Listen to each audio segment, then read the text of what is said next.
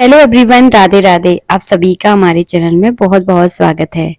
30 अक्टूबर को है गोपाष्टमी। तो गोपाष्टमी पर आपको किस तरह से पूजा करनी है, इस वीडियो में मैं आप सबके साथ बहुत ही सरल तरीके से बताने वाली हूँ। आप चाहे गांव में रहते हो, चाहे आप सिटी में रह रहे हो, चाहे आप फ्लैटों में रहते हो, सेम इस तरह से आप गोपाष्टमी के दिन पूजा जरूर करें। तो आज बहुत सर्दी है इसलिए मैंने शॉल ओढ़ रखा है। आप सोचोगे जनवरी का भी वीडियो, जनवरी का नहीं है ये वीडियो। आज बहुत ज़्यादा ठंड है क्योंकि बारिश हो रही थी। तो चलिए हम सबसे पहले पूजा की थाली लगाते हैं। पूजा की थाली में आपको थोड़ा सा चंदन रखना है, थोड़ी सी रोली रखनी है, चावल रखनी है, गुड़ रखना है। इसके अलावा जो है ना, कोई भी एक अनाज रखा जाता है। वैसे तो इस सीजन में बाजरा और ज्वार का अनाज जो है ना गाय को खिलाया जाता है, वही का उसी का जो है ना आपको भोग लगाना चाहिए। लेकिन बाजरा ज्वार अगर आपको ना मिले तो आप गेहूं, चने की दाल या चावल जो है ना, कोई भी एक अनाज आप ले सकते हैं। तो चलिए मैंने यहाँ पे पूजा की थाली तैयार कर ली है। साथ में आपको एक दीपक तैयार करना है घी का। और ये पूजा सुबह के समय की जाती है। जैसे ही आप अपने ठाकुर जी की पूजा कर लें, यानी अपने घर के मंदिर में जो भी देवी देवता हैं उनकी पूजा कर लें, उसके बाद आपको ये पूजा करनी है। तो इस पूजा को आप अपने घर के मंदिर के सामने ही कर सकते हैं। मैंने एक चौकी ले ली है, कोई आपके पास पटा है तो पटा ले लीजिएगा। नीचे बिछाने के लिए आपको आसन चाहिए, क्योंकि पूजा हमेशा आसन पर बैठकर ही की जाती है। डायरेक्ट जमीन पर बैठकर आप पूजा ना करें। तो चलिए पूजा स्टार्ट करते हैं। और चौकी पर बिछाने के लिए आपको पीला या लाल कलर का कपड़ा आपको पूजा में लेना है। तो बस मुझे यहाँ पे लाल कलर का कपड़ा मिल गया था तो मैं इसी को बिछा लूंगी।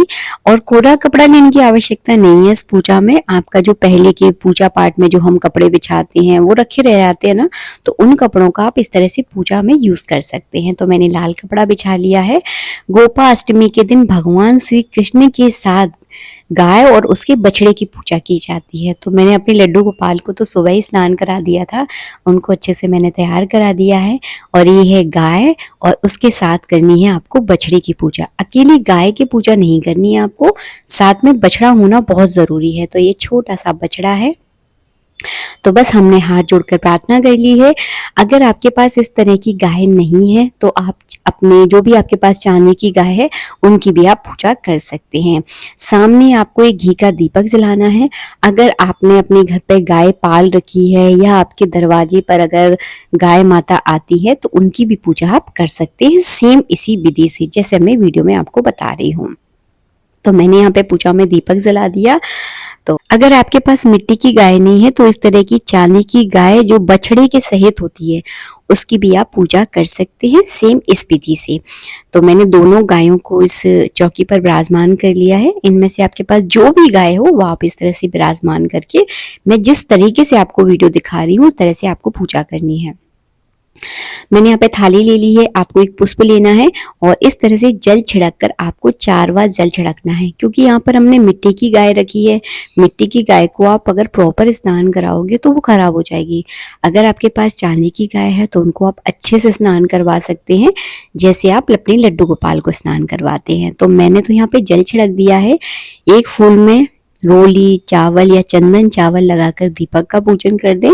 उसके बाद जो है ना, गौ माता पर हम कलावा रूपी वस्त्र अर्पित करेंगे। आप चाहें तो पीले कलर का ओढ़नी भी जो है ना आज के दिन आप गौ माता के नाम की निकाल सकते हैं। लेकिन वैसे गौ माता उड़ती नहीं है, वो तो फेंक देती हैं। लेकिन जो गौ चराने वाले, जैसे गांव में गौ चराने वाले होते हैं ना, उनको वो ओढ़नी दे दी जाती है। इसके बाद जो है ना, आप गौ माता को इस तरह से तिलक कर दें।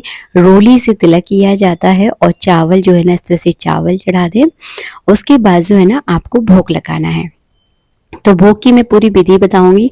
अगर आप माला लेकर आए हैं तो आज के दिन गौ माता को माला जरूर पहनाएं। नहीं तो जो घंटियां होती है ना, जो जैसे गाय आती है, वो घंटी भी आज के दिन आप चढ़ा सकते हैं। तो मेरे पास फूल थे तो मैंने फूल इस तरह से फूल चढ़ा दीजिएगा। इसके बाद अब मैं बताने वाली हूँ गौ माता के लिए आपको भोग कैसे निकालना है। तो आज के दिन जो है ना, कोई भी आप एक अनाज ले लीजिए। वैसे प्रधानता तो बाजरे की है। आज के दिन बाजरा जो है ना गौ माता के नाम का निकाला जाता है। लेकिन जिन लोगों के पास बाजरा नहीं है वो इस तरह से ज्वार, गेहूं, चावला, कोई भी जो है ना एक अनाज निकाल लें उनके नाम का। इसके अलावा आपको गुड़ जरूर लेना है। गोपाष्टमी के दिन गौ माता को गुड़ जरूर खिलाना है। तो उनके नाम का इस तरह से आप 1-2 किलो गुड़ जरूर ले लें, क्योंकि आप सबको पता है छोटे से टुकड़े से, गुड़ के छोटे से टुकड़े से जो है ना गौ माता का कुछ नहीं होने वाला है। तो आप 1-2 किलो गौ माता के नाम का गुड़ जरूर दान करें। तो मैंने यहाँ पे 1 किलो गुड़ ले लिया है। इसे जो है ना इस तरह से मैं गौ माता के सामने रख दूंगी। बाद में इस भोग का क्या करना है ये भी मैं आपको बताऊंगी। तो उनके नाम का आप निकाल के रख दें। हम ये पूजा इसीलिए कर रहे हैं ताकि उनके नाम का हम भोग निकाल सकें, उनके निमित्त जो हम पूजा करना चाहते हैं वो कर सकें। क्योंकि इस तरह पूजा आप गौ माता के सामने तो नहीं कर पाओगे, क्योंकि कई गौ माताएं बहुत ज़्यादा थोड़े से उग्र स्वभाव की होती हैं, तो फिर वहाँ दिक्कत आती है। इसके बाद जो है ना उनकी इस तरह से आप 7 बार घुमाकर आरती कर दे। आप चाहें तो लड्डू गोपाल की आरती भी आप गा सकते हैं, अगर आप आरती करना चाहते हैं तो। इसके बाद आपको क्या करना है, गौ माता के नाम की आपको दक्षिणा निकालनी है, जो कि बहुत ज़रूरी होती है। हाँ, अगर आपको ज्वार नहीं मिल रहा है, बाजरा नहीं मिल रहा है, तो क्या करेंगे आप, दक्षिणा आपको निकालनी है। जैसे कि 100, 101 रुपये, 201 रुपये, जितनी आपकी देखिए श्रद्धा है इतना दान जो है ना गौ माता के नाम का ज़रूर निकालें। गौ माता की पूजा हमारे हिंदू धर्म में बहुत ज़्यादा विशेष बताई गई है। गौ माता की पूजा से न जाने कितने ऐसे दोष हैं जो कि बस केवल पूजा मात्र से और गौ माता की सेवा मात्र से जो है ना खत्म हो जाते हैं। पितृदोष का नाम सुना है आपका, बहुत बड़ा दोष है और जो गौ माता की सेवा से काफी हद तक शांत हो जाता है। इसके बाद इस तरह से आपको गौ माता की परिक्रमा करनी है।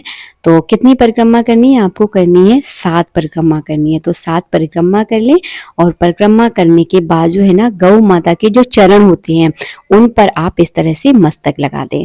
तो आज के दिन गौ माता के चरणों की प्रधानता बहुत ज्यादा है, तो उनकी इस तरह से मस्तक लगाएं, हाथ जोड़कर प्रार्थना करें कि गौ माता की कृपा हम सब पर बनी रहे। आपको बताने वाली हूँ, जो गौ माता के नाम का हमने दक्षिणा निकाली है, अनाज निकाला है, गुड़ निकाला है, इसका आपको क्या करना है। तो अगर आपके घर के दरवाजे पर गौ माता आती है तो ये गुड़ और ये जो भी आपने अनाज निकाला है ये सब गौ माता को आप खिला सकते हैं। और जो पैसे हैं उन पैसों का आप और भी अनाज मिलाकर या चारा मंगवा कर अपने घर के दरवाजे पर आप गौ माता को खिला दें। अगर आपके घर के दरवाजे पर गौ माता नहीं आती हैं तो ये सारा सब कुछ जो है ना आप किसी गौशाला में दान कर दीजिए और अपने हाथों से जो है ना गुड़ जरूर खिलाइएगा। अगर आपके आसपास अगर गौशाला नहीं है तो किसी तीर्थ स्थान में जाकर ये सब कुछ उन्हें खिलाकर जो है ना जरूर लाएं। आशा करती हूँ वीडियो अच्छा लगा होगा। वीडियो अच्छा लगा है तो प्लीज लाइक कीजिएगा। राधे राधे, जय श्री राधे।